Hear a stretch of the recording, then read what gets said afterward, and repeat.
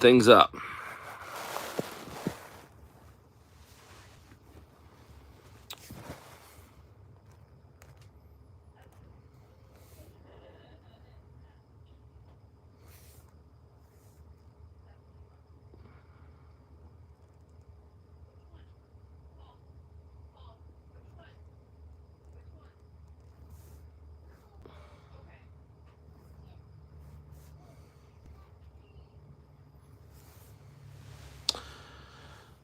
Let's see how many people will get to come on tonight.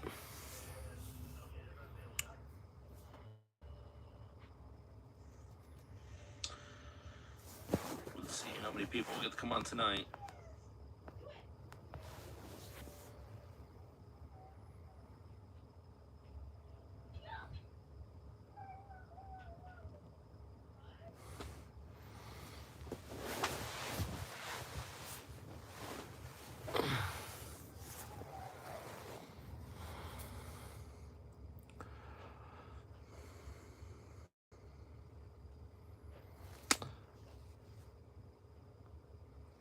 Like, share, and subscribe, everybody. We're trying to build up, trying to reach as many people as we can with this. This is another test run.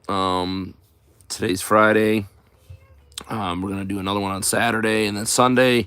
After Sunday, we're gonna go to just doing just live shop stuff on Sunday nights. I think it's gonna be probably 8 p.m.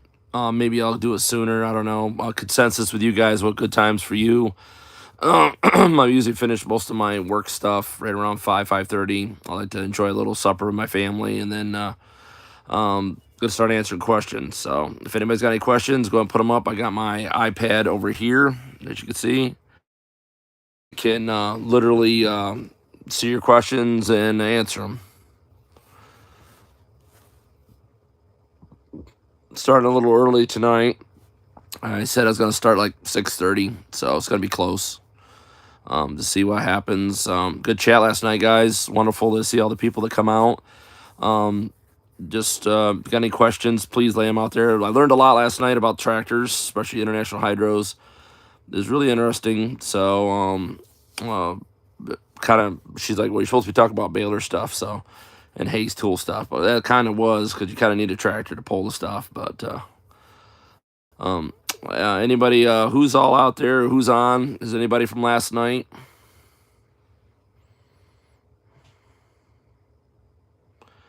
The delay in the video I don't enjoy. I wish it was more live, but must be YouTube filters it, I imagine. So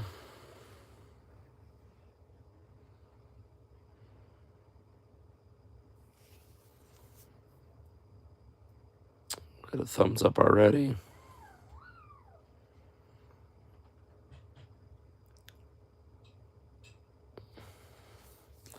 We'll give a few more minutes here, guys. See how many more people come online.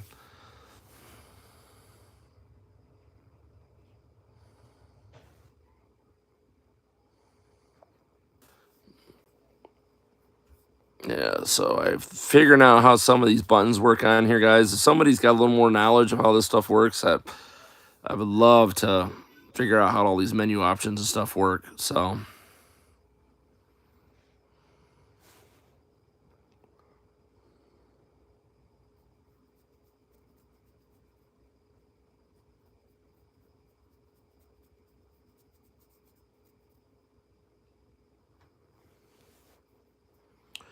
we gained another one. I'm just giving a few more minutes for people to get logged in.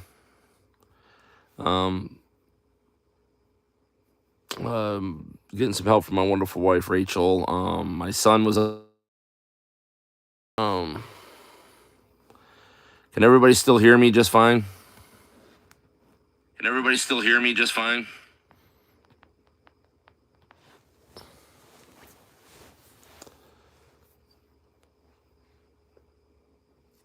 Had some glitches the other night with I don't know if it's the internet or what. The internet's not great tonight, so I don't know how long it'll allow me to be on. It's showing me one bar. I had 3 bars last night. I don't know. I'm in exactly the same spot as I was before, so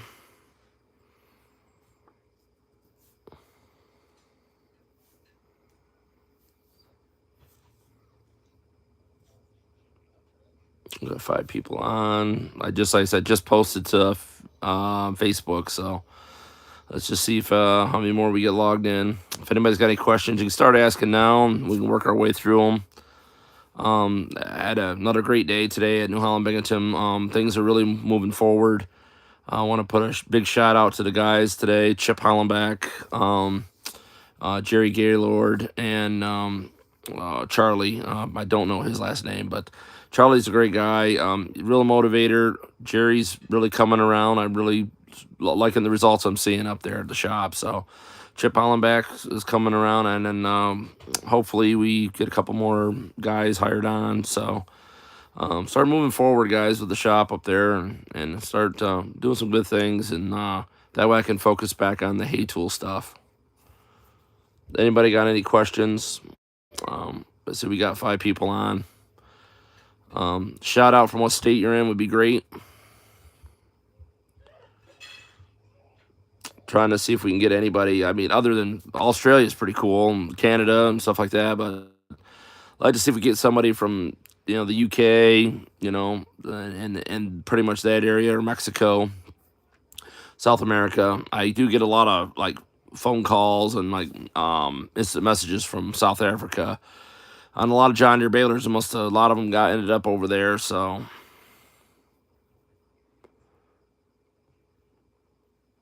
well, I wonder if this internet's working right. I keep seeing a delay on the iPad. This technology is kind of weird. I ain't figured out how this all works yet.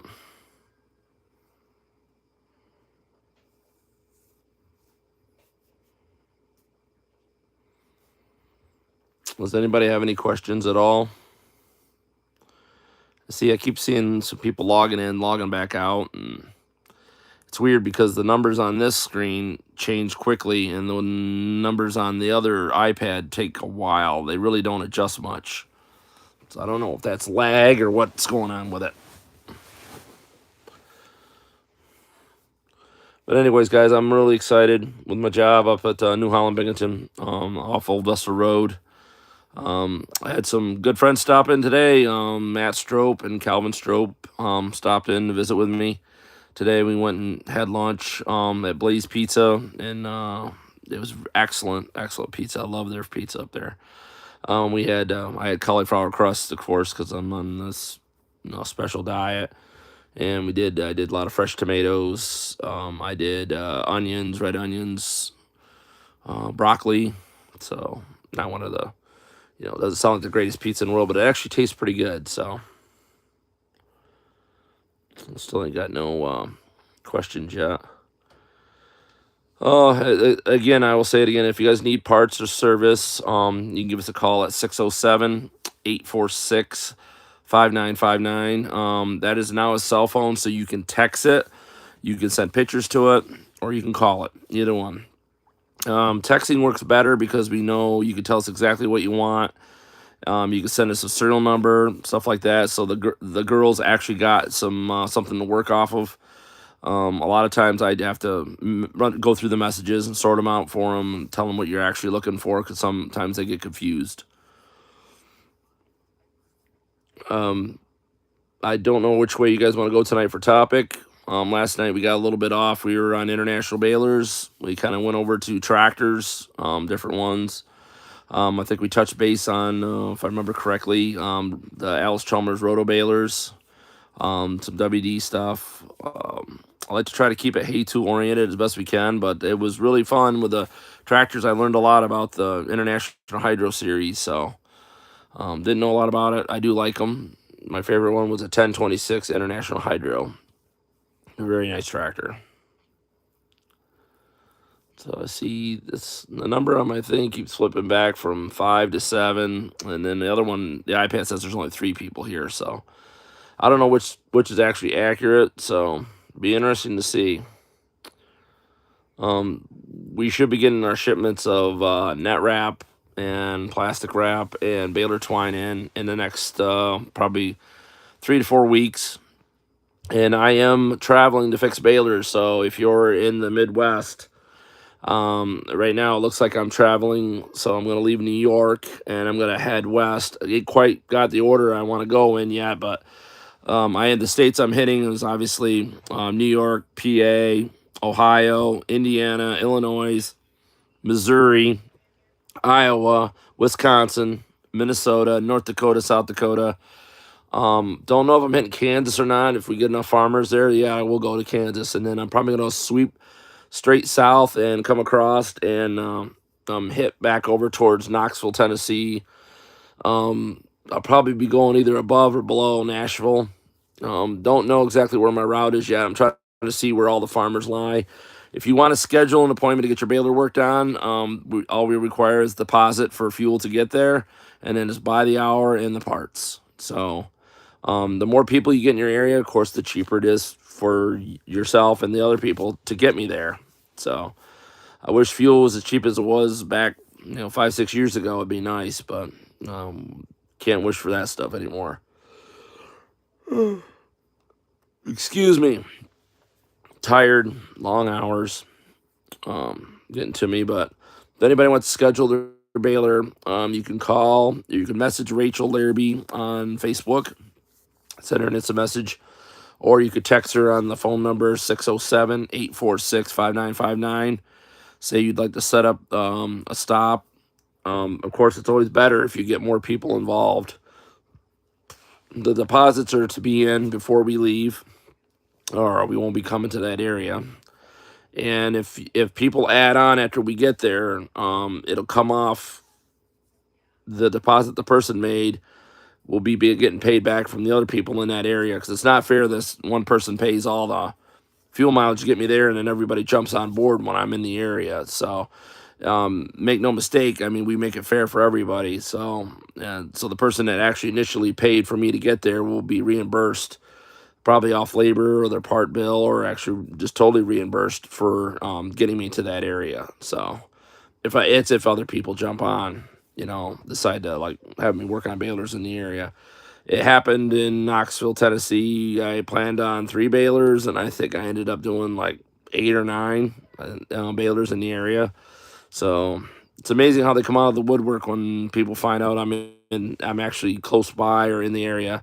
So I'm planning on trying to do maybe a baler class at somebody's farm on the way out. I haven't decided who yet.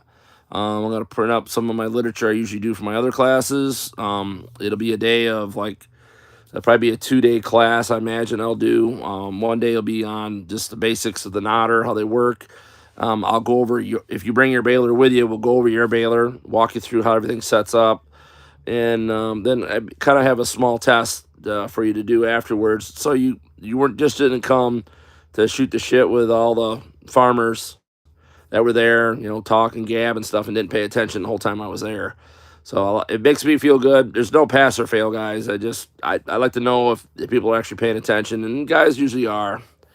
Most people really genuinely want to learn, and they pick up quite a bit. And the more classes you come to, the more advanced I'll make it for you. But off the bat, it's just basics on the nodder and the basic things to look for when you're having trouble. So, Aaron, you probably won't have to. I don't know where you live, but remember, I'm traveling west in March. So, I was deciding to go south first and then west, but I think I'm going to go west first and then make a big circle back around. And I will be going to through Tennessee, Utah. Well, I'm going to be like in Missouri, probably towards Kansas City, Missouri. Maybe,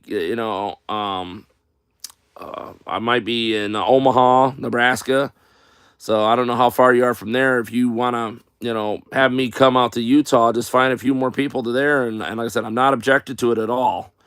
So like I said, this is going to be my last run for this year, guys, because I've got to get my nose to the grindstone. I got a dealership to turn around as far as maintenance and getting stuff fixed. And I'm really excited. I've never done anything like this. I've usually always just took care of myself, but it's kind of an awesome responsibility, but it feels a little overwhelming. But I made a promise to everybody that I would come out and fix balers this spring.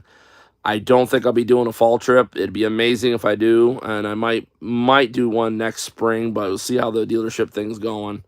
But I would definitely still put on Nodder classes for you guys. It'll probably take place at the New Holland dealership in Binghamton, New York. Well, I think it's Vestal, New York, but it's Binghamton, New Holland, so right off Old Vestal Road.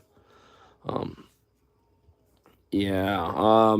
Yeah, just let me know, Aaron. I mean, like I said, I'm not objected to driving that far at all. So, but as you know, it's fuel is costly. So I don't fly. I drive everywhere I go. I have quite a bit of my tools with me, and I also have some parts kits with me, guys. But remember, I like to see pictures of the balers before I come there. And if I notice something, I like to have you order the parts, get them to your place, and then when I get there, we can go through and just hammer it out, get it done, get the baler working, and then my job's done. So nobody's wasting time, nobody's sitting around. So, yeah, Aaron. Like I said, I'm gonna have some classes, but like I said, if you need me to fix your baler in person, I can come there. But obviously, Utah's probably another 12-hour drive from Omaha or from Kansas City, Missouri. Has anybody got any questions tonight? Might be a short show tonight. I mean, Aaron's been the only one that's asked a question, so I got some people watching, but you can give a shout out. I would like to hear what state you're from. If you're the repeat from last night, it would be nice. So. And I made a discovery today, guys. I also, gentleman was wondering if you could put a 14T on a 214. You cannot. The PTO. Okay, you actually need a 214 PTO shaft, to put onto it. And unfortunately, I bought a 214 that's 1,000 RPM. That is a rare baler, obviously, but I got to just take the gear reduction box off the front. It just gears it down so it runs the baler only at 540 when you're at 1,000. So it'd be interesting to say the least. And the same thing for 224s. The only thing that works on the 224 from the 24T is the overrun clutch on the front. That's it. The rest of the PTO is totally different. They have a stationary tower and up in the front, and the 224 has a sliding PTO shaft, telescoping PTO shaft going to the tractor. It's not where the tower actually leans forward when it's hooked to the tractor. So, yeah, I've had a couple guys ask me about that on the 224s. Can I use the 24T PTO? Nope, it will not work. You could do a lot of cobbling, but why? I mean, there's a lot of 224s out there for parts. But I imagine if you had to buy the parts new, it'd be pretty costly. Colin, what's it doing when it knots? If you could send a picture to the 607-846-5959, I could kind of tell you what it's doing. A lot of times, guys, you guys run too thin a twine. Like the older balers have got a lot of wear on them, so you want to run thicker twine. Make sure the knife on the wiper arm's super sharp. Like I said, it could be anything without the knot that it tries to make tells me the larger story of what's going on with the baler. So if you got just two pieces of string, one of them has a partial loop on it, that's a tucker finger adjustment. If the knot's sticking on the bill hook and not coming off, that's usually the wiper arm knife is dull. Good evening, brother. Nice to see you again. Boy, wow, you've made every live video that I put up here this week, and these are all test videos, guys. I'm just trying to figure out how this all works, and it's a delay on my iPad, and it's really weird. So when I answer your question, I'm probably like 30 seconds ahead of you.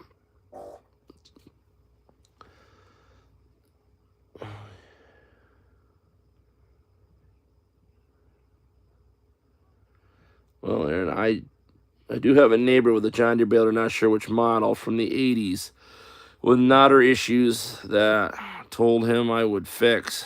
I only know New Holland, but I owe him. Aaron, there's not much difference between the New Holland Nodder and a John Deere Nodder. The adjustments are the same. You've got a tucker finger, you got a wiper arm, you got a bill hook, and I mean it all functions the same. So your adjustments are going to be the same. I mean, obviously the linkages that run the tucker fingers are different John Deere, but your tolerances and your timing is all the same. Nothing changes. I'm on a good time. Yeah, that's what I'm trying to figure out, guys. You gotta let me know what time works. I can't go much earlier than this because I don't get out of work till 5, and I got a half hour to 45-minute drive, and I like to have a little meal with my family before I come on. Yeah, don't let anybody tell you there's no, like Oliver, okay, Oliver, John Deere, and New Holland. Those, all three of those, the Nodders, I mean, they might look different, but they're not. They have bill hook, they have a wiper arm, they have a tucker finger. So the adjustments and tolerances are the same. Once you're used to adjusting one nodder, you just got to remember each one of them does a different thing to make that mechanical part work, but the tolerances are the same. So the problems you have on a John Deere are going to be the same as they are in a New Holland.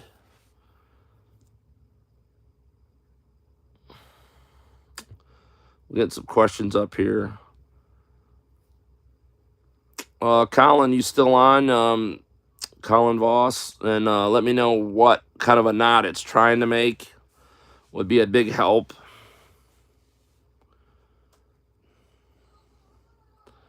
I don't know if my wife Rachel's on right now. If she's listening, if she could go grab the Baler phone for me and bring it to me, and that way I can look and see if I've gotten a picture or not.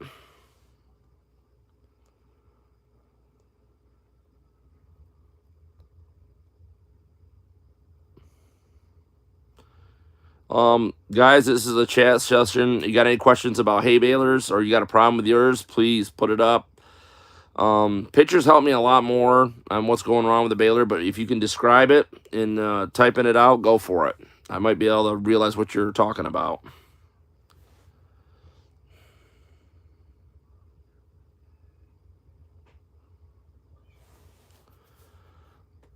Anybody else got any other questions?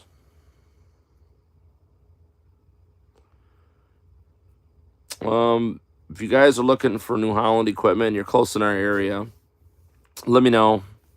Try to hook you up with something reasonably priced. Tedders, balers, anything like that. I don't think we got any new ones in yet. We got some good used. Okay, Colin, that sounds like it could be the twine disc could be too tight. Could be the tucker fingers missing the string, or the gap between the top of the bill hook and the bottom.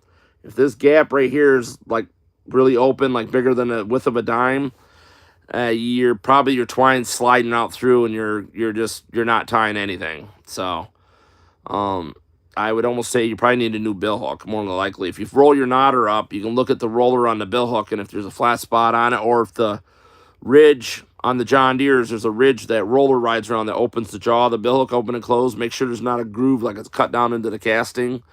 If it is, you're going to have somebody braze it up or weld it up, then reshape it back down with a Dremel or a file and get it back to where it belongs so it's opening the bill hook up.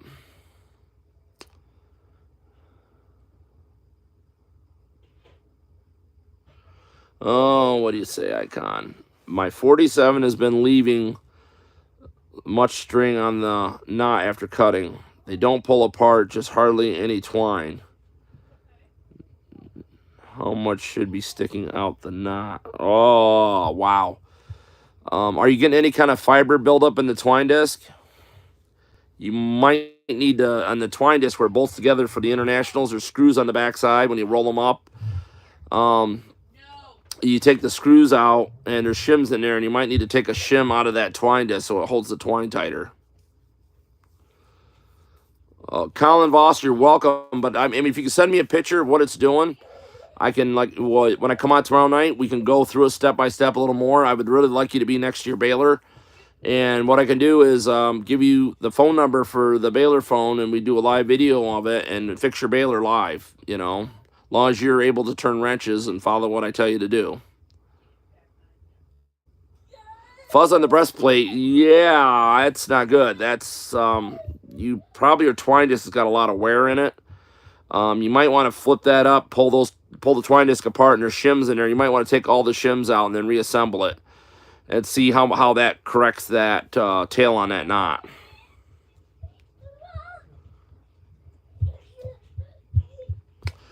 Your one tail on a knot should be fairly long. If both tails are short, that means your razor blade's adjusted too high or too far forward and it's cutting both twines. Remember, you're only cutting one twine, not the second twine, because the second twine will pull out with a knot pulling out.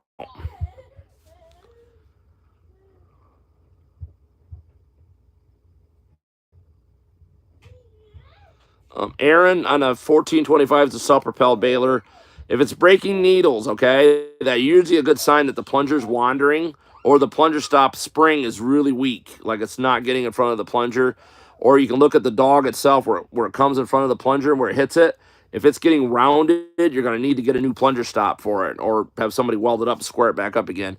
But the 425s is the same design as the 326, other than it makes a bigger bale. It makes a 60 by 18 bale. But when they start breaking stuff like that, it's usually the cable's got a fray in it, or the hay dog or the plunger stop itself is just not getting in front of the plunger in time. A lot of times the reason that they'll start cycling, like if you break a shear pin or you break a needle, then you go back to the baler guys, and you notice the needles are still up in the chamber, but it broke the shear pin.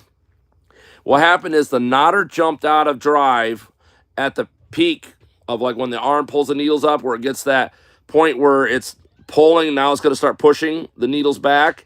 There's a spot in there that's like there's like zero pressure. Well, the spring they give you for the trip paw, when that gets a little bit of wear and it gets sloppy, you actually got to go to the hardware store and get a shorter spring, because the tighter you pull that trip dog arm, and that roller stays on that cam lift on that little notch in there and drives it, it's less likely to drop out midway through the cycle. I ran into this for 10, 15 years. I had some John Deere 24Ts, 336s. You guys ever, I know a bunch of you run into this, and you'll go back there for no reason. The needles are all the way up in, and nothing's broke. There's no broken knives. It broke the shear pin, but it didn't break anything else. So you have to back the flywheel up. You got to pull the needles all the way back out, to finish the cycle. And what's causing that is that spring that actually engages the dog when the breaches the meter wheel goes all the way up and it trips it. That pulls that roller in onto that ridge and that cam that drives that knotter. Well, if you guys feel that when that spring collapses, it's like you could squeeze it just a little bit more, and the spring's already lost all of its pull. So I found I take that spring off, I go to the hardware store, I find one just a little bit shorter, maybe one with a little bit more pull, and it'll pull that arm in tighter. And I've yet to find that once we do that leaving the needles up into the chamber. Now I have had them like on the New Hollands that they still break the shear pin after a while. I just don't know if it's fatigue or wear, but the plunger stop should always be checked, like with brand new spring, grease, oil the pin, make sure that thing is just as free as can be. Because you'd rather break a couple dollar shear bolt versus you're talking now probably $200 for needles, and if you bend the saddle, you're talking another $400 or $500. So let's try to keep the repair bills like to a minimum as much as possible. So, but like I said, that little spring on that trip arm that pulls that roller, like it pulls it in and drives against the ridge on the cam that drives the knotters. A lot of guys have inline Massey's doing it now. They'll be through a mid-cycle and the needles are all up in. And the guy's like, well, why didn't it finish the cycle? Well, they all do it because they get wear on that pivot pin where that trip paw puts that roller against that ridge to drive the knotter. Gets enough wear, and I just find it's a lot better just to go to the hardware store, just to find an aftermarket spring. And everybody's like, oh, I'll buy the factory one. The problem is you'll buy a brand new one from New Holland or John Deere or Massey, and it's the same length. So you got that wear, so it pulls it, but then you can take and squeeze it like another quarter-inch closer, which if you had a shorter spring and that pulls that and holds that there, you ain't got to worry about that roller wanting to jump over that ridge and leave your needles all the way up in your bale chamber. So, I still have an occasion, very rare, have them break the shear bolts, on the side of the knotter drive on the New Hollands. Very rare. A lot of times, guys, if you start breaking the shear pin on the end of the knotter drive, your pinions are shot. They're like the billhook pinion.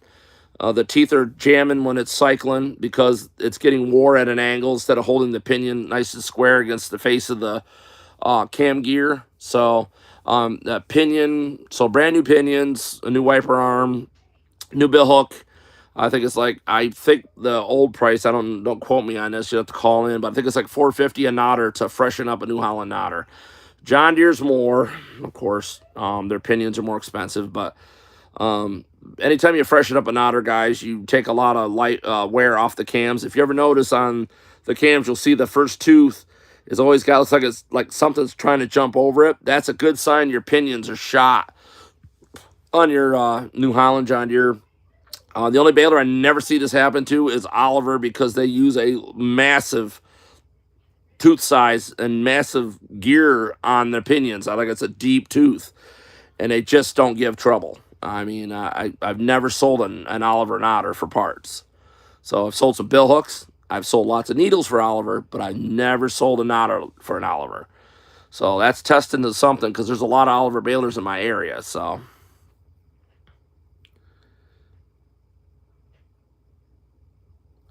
well, that's not a problem. Any more questions, guys? Let's see. We got 11 people on here. Colin, it's really great to help you out, brother. I mean, probably gonna need a bill hook. We have aftermarket bill hooks. They're cheaper than Deere, but you know they're made overseas. We have good luck with them. They work with plastic or sisal, doesn't matter. But it'd be really great to, if you could send me a video, even like with your cell phone, have someone run some hay through the baler. When it trips, get down on the side by the knotter, away from the bill hook, like with the wiper arms coming towards you, and I want to see what takes place when you're running that baler at an idle when it cycles. That'll tell me everything I need to know. And I mean, you should have a little bit of an angle so I can see the tucker finger as well. The slow motion on your cameras, guys, is the greatest asset you can have. If you send me a video that's in slow-mo, I can nail it down what's going on with that knotter, like bang, right there. If you send me a fast video, I got to kind of try to get it through my phone and re-record it with another phone to try to slow it down so I can see what's going on.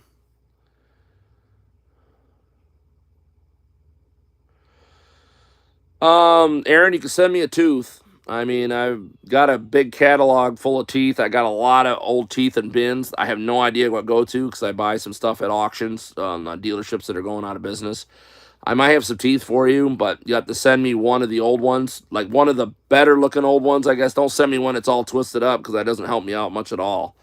So get a hold of Rachel, Aaron, or send a text to his cell phone, 607-846-5959. Get her a tooth, ship one out, just put it in a mailer or a priority box, get it out to us. And I got lots of teeth in bins, but like I said, a lot of them don't have any labeling on them. And one thing I am doing for the guys with the Oliver balers, with the wider teeth, I am trying to get A&I to make Oliver baler pickup teeth again. Because if you try to buy them from the dealer, I think they're $15 a tooth now. And that's just ridiculous. They do have a little bit different bend than any of the other teeth. And, I mean, guys are going to scrap yards and buying old teeth, you know. And the problem is, you know as well as I do, when they've been setting and get rusty, they start hitting the ground a little bit or heavy hay, they're just going to start breaking out again. So, is there anything else, guys, tonight? You know, everybody that comes on here, you guys, you're all awesome. You're learning. This is what it's all about, is learning. So, and the nice thing about it is these videos get uploaded. You guys can rewatch them, you know. So, say I get in an accident tomorrow and I'm not here no more. There's quite a few of my videos on there. It should be able to walk you through most of it. And like I said, I'm going to try to get more knotter videos up. You guys tell me what balers you're looking for. If you want to come out for personal training, I'm around, okay? I don't charge for baler classes. Never have and never will, okay? God gave us the Bible. He never charged us for it, you know? I mean, yeah, you go in the store and if you want to buy one, like a special one, yeah, you got to pay for it. But if you go to a church and you ask for a Bible, you're going to get one. So, Jesus has taught me everything I know, guys. And I'm blessed every day to be able to do this and help people. And it's really amazing that I could pay this forward to you. And I love sharing my information with other people. So God gave us the greatest thing in the Bible. I'm going to give you guys what I know, what he's taught me is, and if as long as you're there at the class in person, it's all free. And if you bring your baler, all the thing it costs you is parts to fix it. And you'll fix it yourself because I'll be there. And the only way you learn is when you do it yourself. If you watch me do it, yeah, you're not going to learn much. On hand is the best way to learn how anything. And yeah, you're probably not going to retain a lot of it, but if you record what I'm teaching you and you take it on your cell phone, you can replay it over and over and over again. So, got a question here. I have found aftermarket needles for Massey 120 and 224 that work. Half the price. Cool, Frank. Frank, please. Frank, tomorrow night, could you do me a favor? Could you copy that link and post it in the comments tomorrow night? Or if you could do it tonight, it'd be great too. So that'll always be on the page. And anybody else finds parts that work good and that are really cheap, please share the links here. Go to Facebook. I know a lot of people don't like Facebook, but come on, guys. This is Facebook, Hey Baler Nation, and Hey Baler video and discussion and repair. It's really nice because you guys could share your information with everybody else, and you help somebody that's struggling, trying to fix a baler or keep their family baler going without costing a fortune, because parts right now are crazy expensive.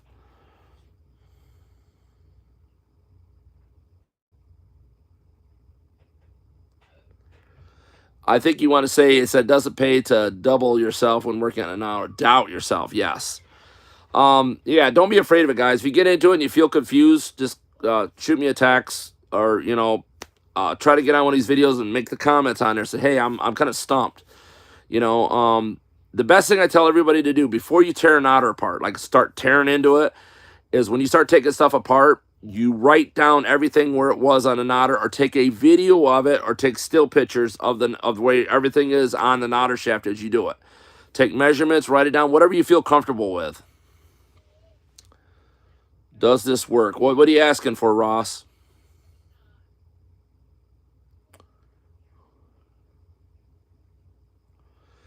A 45. There's a couple in Pennsylvania right now for sale on Facebook Marketplace if you're looking for an international 45.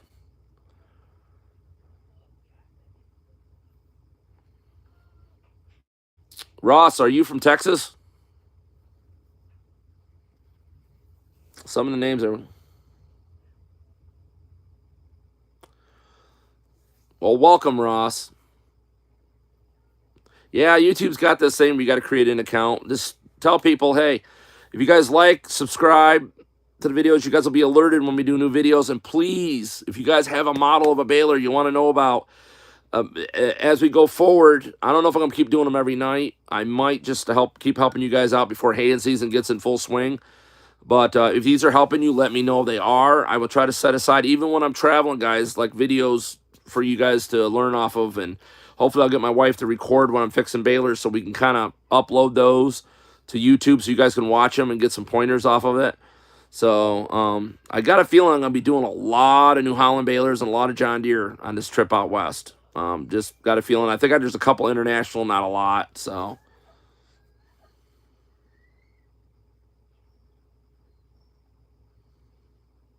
yes, it is. Hey, Ross. Welcome, brother. Ross took me to a great place. He lives right outside Youngstown, Ohio. I think I got it correct. Or close to it. And yeah, he took me to a beautiful, I don't know the name of the international dealer, but it was a hardware store that used to be an international dealer. Great place. He took me to some great place to get some fresh steaks, and I want to tell you what, awesome, awesome, awesome. Real good people. Just was really cold out there. But yeah, I ran into a lot colder, but yeah, it was not the best weather when we were working on his international. So nice to see you on here, Ross. Does anybody else got any questions? Yes, sir.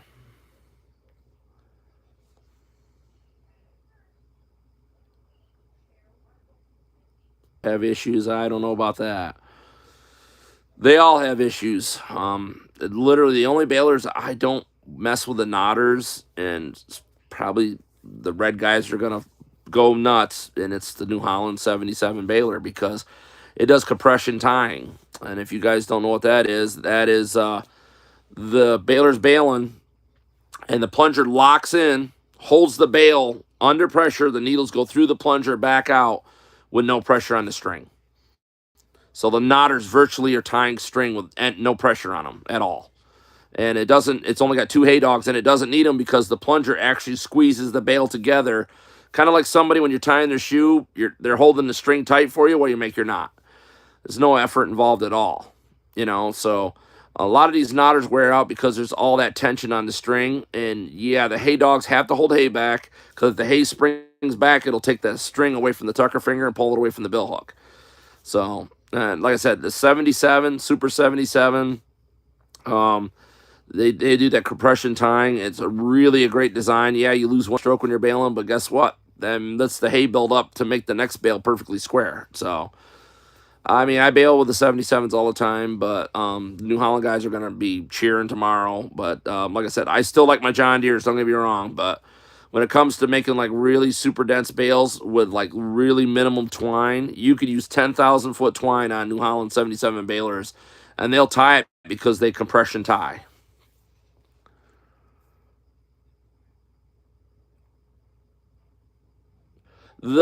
So I don't know if it's still online or not. There's so many discrepancies now when I get online and look up weight of balers.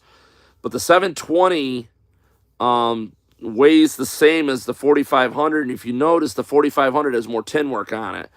I think Heston might have lightened them up a little bit, but almost all the parts interchange. Other than I don't like all the tin work they put on the baler, like trying to trying to cover up every chain and stuff. The problem is when you have an issue, you spend half the day tearing shields off just to get into the baler to work on it. When you're baling hay, minutes matter. Literally, minutes matter. But I would always tell everybody, buy real Oliver. You know, now the Heston inlines, they're good balers. My favorite right now is the 4600. A lot of guys don't like them, but I do. I don't see a lot of them, and I rebuild maybe one or two plungers. The knotters really don't give much trouble, and they're kind of a beastly machine, but they're built well, very well. So yeah, if you guys take a look at a picture of a factory, a 720 and Heston 4500, you'll notice they went crazy with the tin work on the Heston 4500. No idea why, but it is what it is. Manufacturers getting crazy with tin work anyways. And I know half of you guys take your shields off and they're all piled in your shed anyways. Well, Frank, so that right there would be, so that's a 50T. So that has the McCormick Deering knotter. So there's a rod on the back of that knotter, okay? And the reason that's doing that is you need to lengthen the rod out because it says on the technical manual, on the blue ribbon service manual for the 50T, the knotters are going to drop down lower for first cutting hay because you're going to have a lot more spring back. So, and it might be because you're hay dogs, because there's one on the, I think there's two on the top, one on the bottom, I can't remember. Or it could be the hay restrictors, which are those cheese grater plates inside there. The edges of them are wore down because they're supposed to help hold the hay back when it ties. But if you take there's a rod in the back that lets those knotters drop down when it ties and they come back up, you need to lengthen that rod out. Probably about, I would say probably, I go half an inch, see how it does, and then go 3/4 of an inch.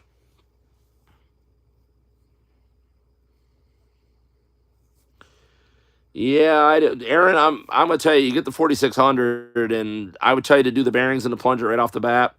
Do a fresh set of plunger knives in it. Maybe freshen up the knives on the wiper arm. Make sure the bill hook's good, and you're just not gonna have trouble with that baler. Not unless you suck a giant stick in it or you get a rock caught between the plunger knives or something. But it's just that's very rare that happens.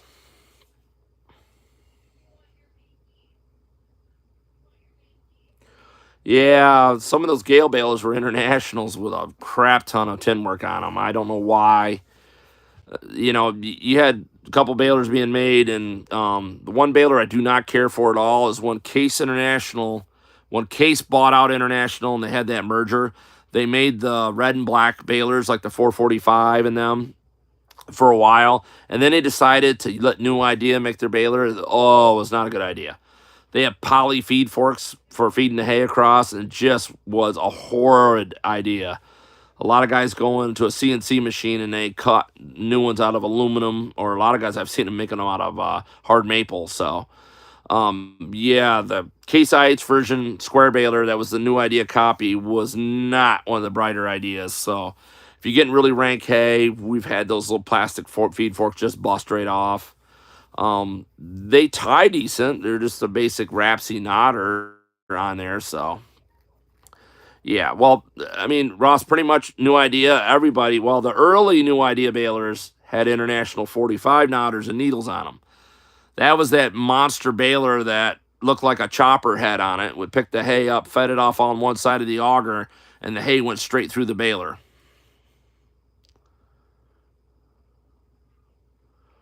The 428 was the last international. I don't know that. The one that would be able to answer that was Roger Howe in Columbus Junction, Iowa, but he passed away in November, guys. Very full of international knowledge. I know there's some people out there that know their stuff, on international balers. I'm just getting caught up with it. I'm collecting international balers now. I'm not collecting the demonstrators because they are crazy money right at the moment. Don't know why, but um, I'm just collecting the series. I got like all the 5 series. I love them. So I'm collecting a few of the 4 series, but not a lot. Just pretty much I want one of every one of the 5 series international balers, the industrial series, which, by the way, if you didn't know, was made in Auburn, New York. Yeah, I'm gonna post some pictures here in a month. I found on my old iPhone that finally transferred over the building where the international 50, 55, 56, and 57 were built in Auburn, New York. And I guess they had their own smelting plant, which that doesn't exist, but the actual physical international building guy, it's still in the brickwork. It says International Harvester right on the side of the building. Now they make cardboard boxes in it, which is sad, really sad. International had a great thing going, just some poor, like anything that happens today, guys, poor management.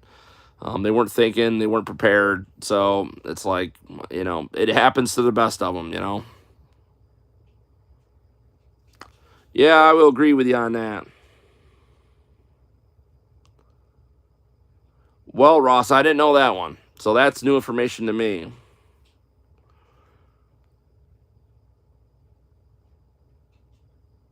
Really, Colin? Well, I tell you what, Colin, if you want me to take a look at your baler, I'm going to stop in and visit his wife on my way out there and give my condolences.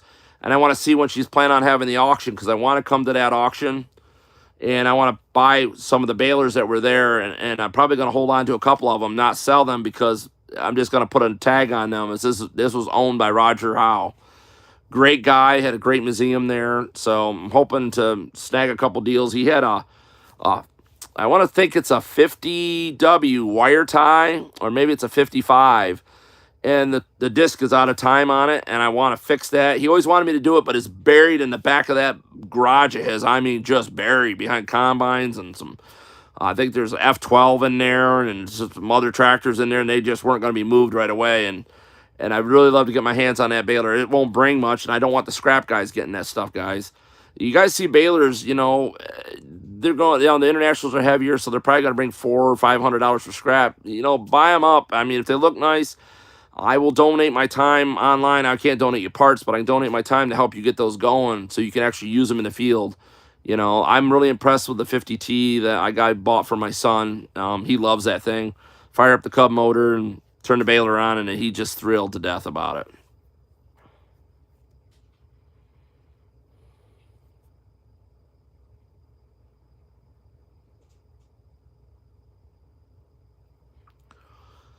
Guys, I'm enjoying this as always. You guys got great conversation, great questions. There's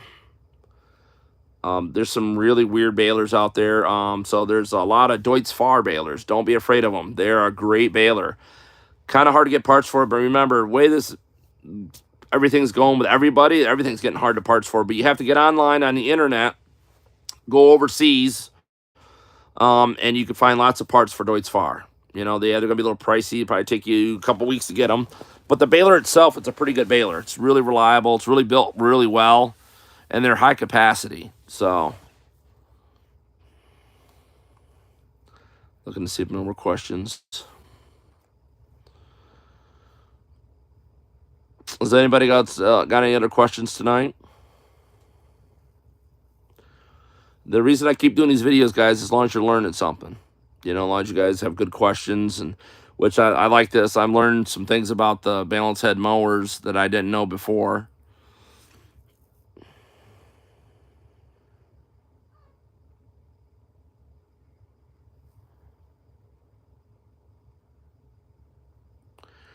My favorite mower now is the one the Mennonites or the Amish run down in Lancaster.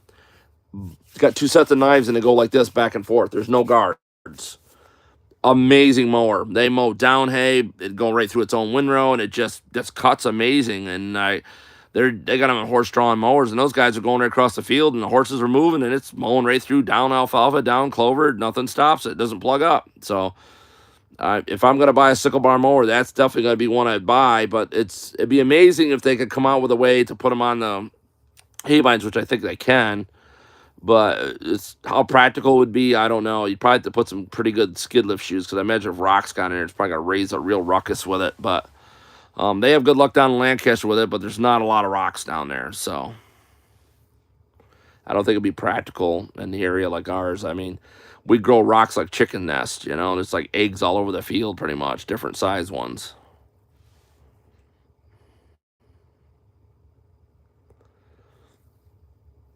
Well, guys, anybody else got any more questions? I see we got 10 people on.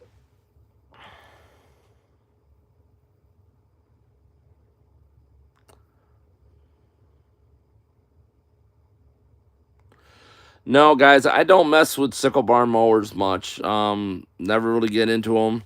I messed with a couple New Holland 489s, 492s when they snapped the shaft off on the wobble box. That's another thing, guys. If you got those mowers, 489, 474, 492, remember there's a 40 chain behind the back side of the gearbox that wobbles for the cutter bar. Change that chain. So what we do is we find the master link on the back side from the back of the mower. We hook a master link with a brand new chain to it and have someone turn the PTO, and we run that chain around while we pull the old chain out. The new chain's going around. And when it comes back up, we have the chain already pre-cut to the size we want, and we put a new master link in it. You keep new chain on that, because if that chain breaks and goes in behind there, that right there is the most expensive fix on that hay bind to date, other than the tongues pull out of them. You know, they just probably wasn't one of New Holland's best ideas, but the back brackets, there's an aftermarket company out there offering the brackets that hold the tongue in on the 492, 474, and the 489. There's a kit update kit for those. And no, there's no way to grease the U joint on that universal that's in front of the gearbox, because the tongue goes over the top of it. You can't cut a hole in it. You can pull the tongue out and grease it and put it back together, but it's pretty much one of those grease it once and it's done. But you know as well as I do that's not a forever cure. So the 474s, I haven't seen the swing mount brackets in the back break as much, because I think number one, it's 7 foot cut, and I don't think it gives much torque on it, or maybe people aren't using them as bad.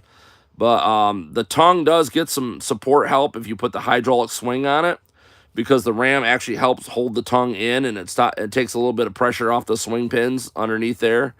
So I hope everybody that helps you out. Like I said, those are the 474. That's a 7-footer, 49, a 9-footer, and a 492, which was supposed to be the upgrade for it. And it's really not. All I can tell you is change the chain, the number 40 chain, behind the wobble box that goes up that drives your reel. If you don't, you will find out what an expensive repair is. It pretty much junks the hay bind because it snaps the end of that shaft off. So, but it's not that hard to change, and it's inexpensive chain. I mean, you could buy the best quality chain right from New Holland for it, and I think it's cost you $40 compared to a $2,600 gearbox, or maybe it's more than that now. I can't remember. So, the original JI case, like the 230, not a fan. I'm more of a fan of the 300. I think it's a 310 too. They're the ones that look like a 77. They had a hammer on them. The 230s, 220s and stuff. If you're going to have one of those, you got to do one thing. You got to get in behind the pickup head, up in there in the tin where those tines run back and forth. Like they can pretty much copy the Freeman baler. And you got to sand it in there. You got to get it smooth. And then they'll feed pretty good, and they'll make a pretty decent bale. But the knotters, again, are a direct copy of a Rapsy knotter, which is like the same design as a New Holland, John Deere, K, or an Oliver. So the adjustments would be the same. Their throwers on those balers are pretty neat, because there's a rod that connects underneath to the plunger, and it pulls when the plunger goes back. It pulls a a clutch that activates there's a chain grab on the back and it throws the bales into the wagon. So the faster you run your plunger, the farther you can throw your bales back. But you can't make very long bales because if those little double teeth back there on that chain grab a bale and it's still kind of hanging in the bale chamber, it just breaks it. It explodes hay all over the place. Anybody else have any more questions?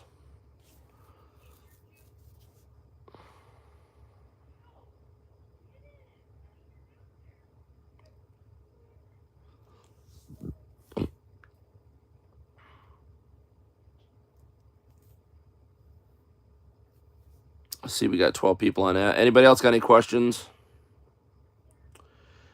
Yes, sir. I got lots of parts, lots of aftermarket parts for them.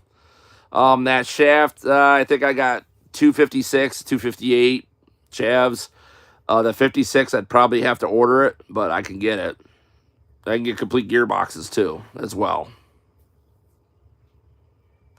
Um, so a lot of guys are saying, when your seal leaks on the gearbox, they say fill them with grease. There's a problem, guys. Grease dries out, okay? If you fill it with grease, just remember the later that year, you ought to pull the plug out again and pour a little gear oil down in there or some Lucas. And what the oil will do, it'll keep that grease from drying out. So, you know, yeah, I mean, it's okay if it leaks a little oil out the bottom, but like I said, it's you get a little bit of play in the bearings and the seals just go out of those New Holland gearboxes. IH rakes, love them. I love them. The 35 is probably my favorite. But I have not ran the fast hitch rake for the Farmall 200. Really would love to try one, but I haven't had the opportunity. I've seen them now coming up for sale, but boy, they bring big money. So,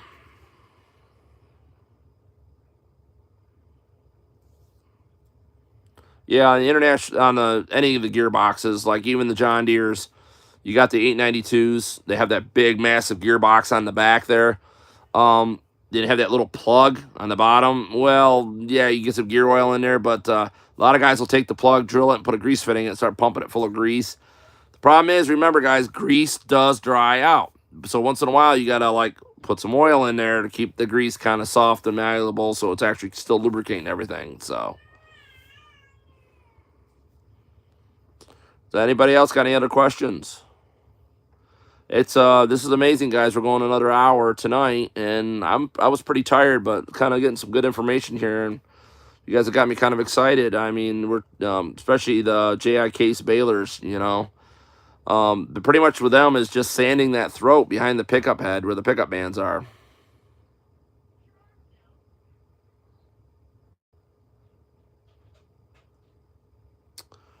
Yeah, I think you're right. I mean, like I said, we were talking about the international hydros last night.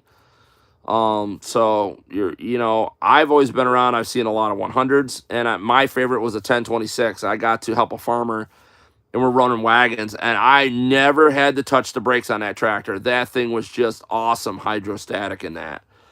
Probably one of the most favorite tractors to run on the farm, really, 1026. But I know a neighbor that had a 656. Seemed to have a little bit of trouble with that hydro, but don't know what was actually wrong with it, but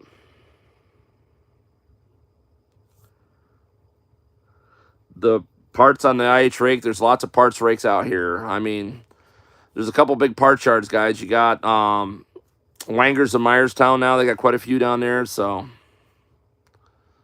like a giant Cub Cadet. Yeah, there's a lot of those around here. There's a lot of the schools are dumping their old flail mowers, so there's a lot of Cub tractors coming up for sale with belly flail mowers on them. A lot.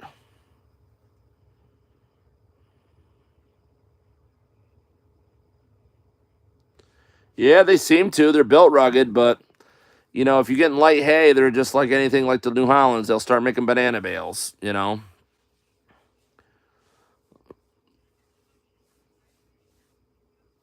Like I said, nothing really beats guys on a baler with an auger in it. Like you got the internationals, they make good bales. John Deere, the early New Hollands, they all had augers in it. And to this day, it baffles me when New Holland was noted for making one of the best bales out there, competing right with John Deere, making perfectly square brick bales with your 77 New Holland, and you guys go to the feed times, which if you're in the same winter all the time, you can get them dialed in, make nice, really nice bales. But if you get thick and thin hay or you get really short second cutting, those balers, you can stack the bales in a silo. They get so bad.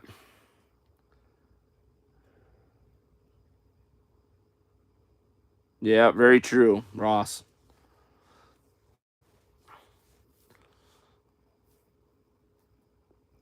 Um, Anybody else log on since we've been on here? Because I see the numbers change on this, but it hasn't changed on my iPad, so I don't know who's logging on, who's logging off.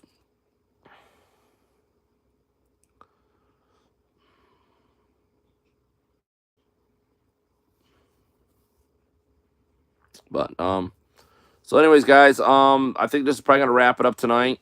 I don't see a lot of new questions coming up, or unless my internet's really slow because I've only got one bar on here and I can't believe it's still holding service. So, um,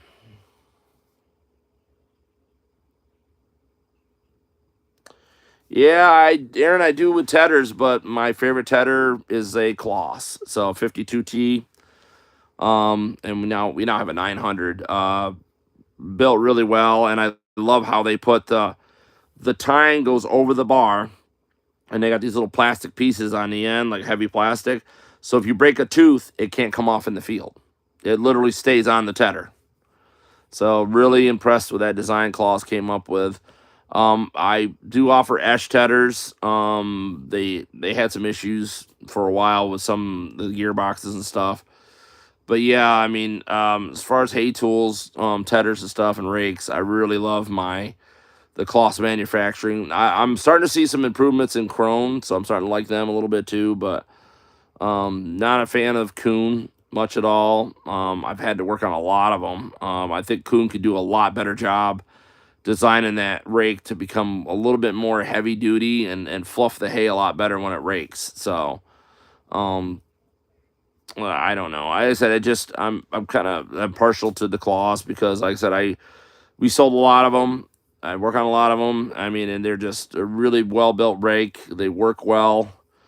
Um, like I said, they seem to, like when you're raking hay, they seem to fluff it up nice, and they follow the contour of the gown nice, and they're a nice sealed gearbox too, so there's no dirt that can actually get into the cam track or the rollers on the rake. So it's kind of nice. It's a nice built machine, but they're not cheap to work on if you run one into a tree either.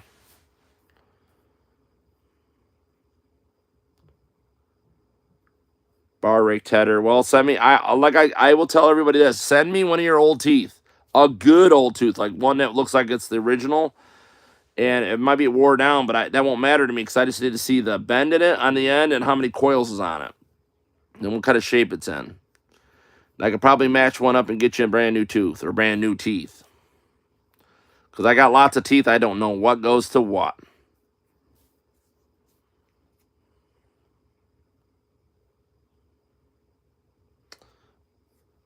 I don't. I have I don't think I've ever had a two-star tedder. We've always just ran everything through the International Hay Conditioner because we sell to a lot of horse people and we have a lot of older horses in our area.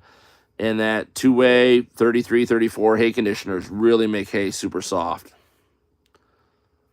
Yes, the Esh hay tedders. Yes, yes, the Amish make them. They actually have a two-star wheel-driven one now. You can just pull with your four-wheeler or pull it with a team of horses. I think they're trying to make the 4-star. I don't know if it's come out yet or not.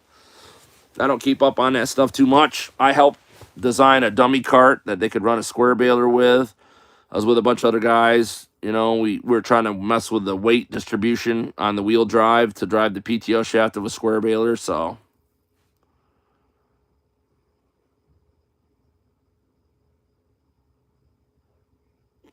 yeah, Aaron, I don't know about that. Those drum mowers, I've seen them work, but I've never run one. So I have no real knowledge on that one. I can ask people when I see them what they think of them or how they get that to work better.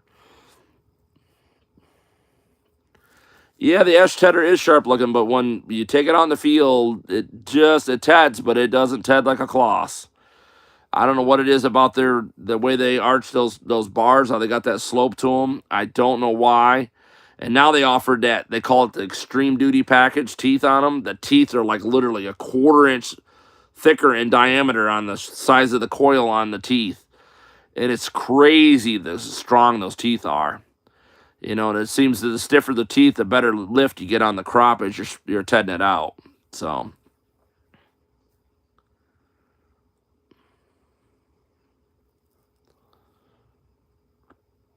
all right, guys. Does anybody else got any questions?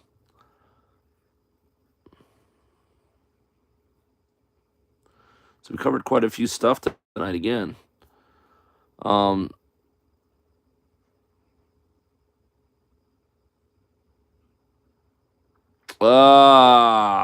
not really. I don't think so. I don't know if there is. There might be an aftermarket company out there, maybe, but that's why you got this. They call it the super crimper, super hay conditioner. You know, the new thing that comes, it's got a pickup head, brings it up, puts it through the rollers. I mean, that kind of softens it a little bit, but my best conditioning we got is still the International, the 2A. The reason they call it a hay conditioner because it literally softens the hay.